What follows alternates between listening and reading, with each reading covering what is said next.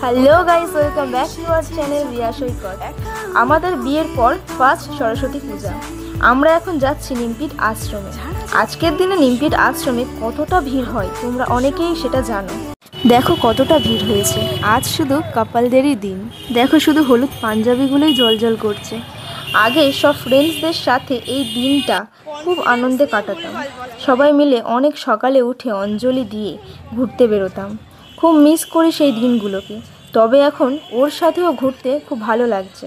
সত্যি কথা বলতে এই দিনটার জন্য আমরা প্রতি বছর ওয়েট করতাম। বন্ধুরা সবাই মিলে কেনাকাটা করতে বের হতাম।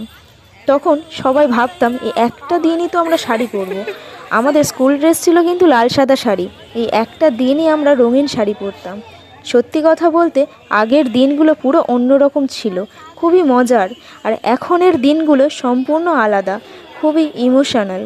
যাই হোক, নিমপিট আশ্রমটা কত সুন্দর করে সাজানো, কি সুন্দর সুন্দর ফুল। ফুলগুলো দেখে যেন মনটা ভরে যায়। আজ ওয়েদারটাও খুব সুন্দর, জাস্ট দারুণ লাগছে। এবার আমরা কিছু খাওয়া দাওয়া করব, তারপর বাড়ির দিকে যাব।